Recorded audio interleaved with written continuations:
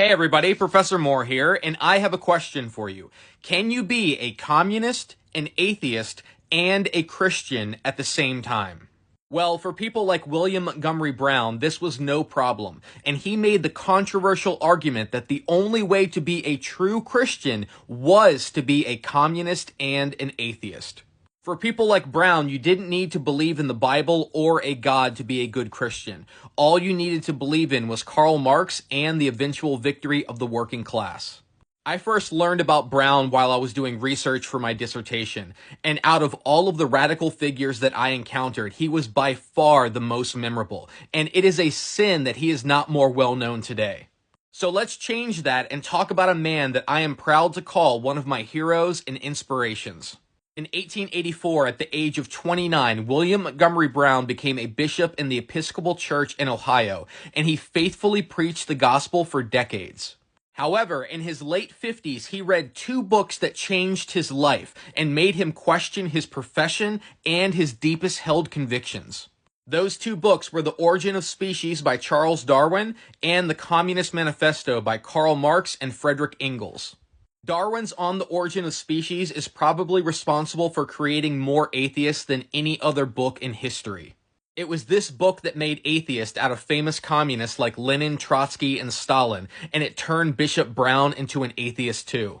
By the time he finished this book, Bishop Brown realized he no longer believed in any of the biblical truths he had dedicated his life to. He said, "I no longer believed in a personal God, nor in a six-day creation, nor in a literal heaven and hell. I had no reason, in fact, to assume a life beyond the grave, so I gave up on that notion too. Positively, there had been no fall of man, and if there were no fall through Adam, there could not have been a redemption through the blood of the second Adam or Christ."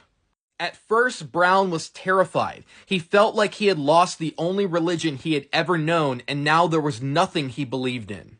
However, then he started reading the Communist Manifesto by Marx, and then he found a new religion. After finishing the Communist Manifesto, Brown described how, instead of losing my religion, I had what seemed to me the greatest religious experience of my life. He realized that Darwin was now my Old Testament, Marx my New Testament. After reading Marx, Brown realized that he had not lost his Christianity, he had found a better way to be a Christian.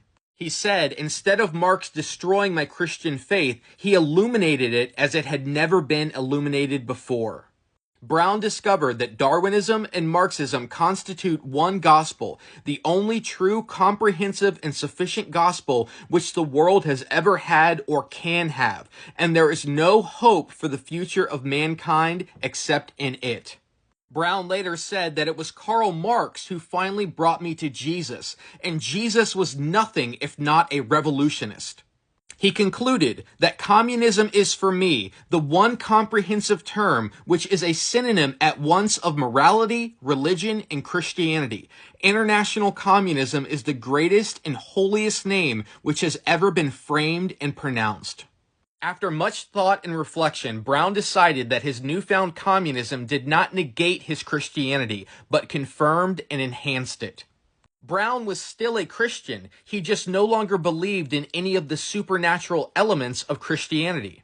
He didn't believe in a supernatural God, or the virgin birth, or the resurrection of Jesus. Brown said that now, nature is my God, and humanity is my new divinity. Man to me is holy, and his efforts to become aware of his universe are holy efforts. He explained that the religion of Jesus has meant much more to me since I became a communist than it ever did before, for communism interpreted the religion of Jesus to me and made it practical. Jesus now became a symbol to me of all the liberators of humanity who had been persecuted and crucified since the dawn of human times by those who cared more for the preservation of institutions than for the liberation of humanity. He was the symbol of the working class, the despised and disinherited of earth, through whose agony and blood all humanity had been sustained and through whose sacrifice it would yet be redeemed. Now that Brown was a Christian communist, he no longer believed in waiting until death to get to the kingdom of heaven. He now believed in working to create the kingdom of heaven on earth, saying that his religion seeks solely to find the way to redeem men and women from the hells in which they suffer here and now and create a visible heaven for them. From this point forward, Brown decided to try the impossible, to remain a Christian bishop, but a communist bishop, or as others called him, the mad or bad bishop. Now Bishop Brown began preaching a new gospel. Instead of preaching the gospel of the church and the Bible, he said, I have preached the gospel of revolution instead, the gospel of the kingdom of service, the gospel of the world for the workers, the gospel of oneness of the human family, the gospel of actual peace and goodwill in actual human relations, in place of a happy home in the sky. And for those who were afraid of this revolutionary gospel, Brown said, revolution is nothing but the overthrow of institutions which have outlived their human usefulness. Brown now believed that capitalism, not the devil, was the main enemy of human happiness. He argued that as long as gods dominate the sky and capitalists prevail upon earth, the world will be safe for commercial imperialism, having a small heaven for the few rich masters and a large hell for the many poor slaves. Bishop Brown now put all of his energy into condemning capitalism and calling for a communist revolution to liberate all the people on earth. He preached that capitalism is an attempt to organize a social order around an anti-social principle. Morality is impossible on a capitalistic basis, for it is founded on the most immoral things in the world: robbery, lying, murder, ignorance, poverty, and slavery. A capitalist government cannot represent human life. A capitalist government only represents things. Earth must be a hell so long as we allow the capitalistic system to continue on it and to enslave the vast majority of its inhabitants. While capitalism stands, all talk about peace on earth and goodwill among men will be so much hypocrisy. For, until it falls, the world will be divided into the slave and master classes. After Brown published a popular book called Communism and Christianism, the Episcopal Church decided they had had enough of the bad bishop, so they convicted him of heresy and kicked him out of the church. But that didn't stop Brown from preaching the gospel of communism. For the rest of his life, he was a popular speaker at communist and socialist rallies, and he wrote several books such as Why I'm a Communist and Communism, A New Faith for the New World. 2 years after he was kicked out of the church, you could find Bishop Brown giving revolutionary speeches to black audiences in Harlem, New York. He told them that religion is not about a supernatural God or getting into heaven after you die. He said, religion is the irrepressible striving of the soul to make the world a better place for man to live in.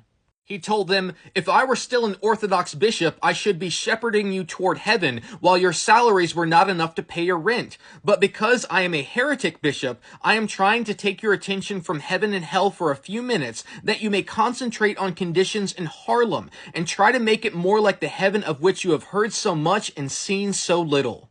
He explained that a heretic is not an unbeliever. A heretic is a person who believes too much. Heretics believe in heaven. They believe in it so devoutly that they want to make it real.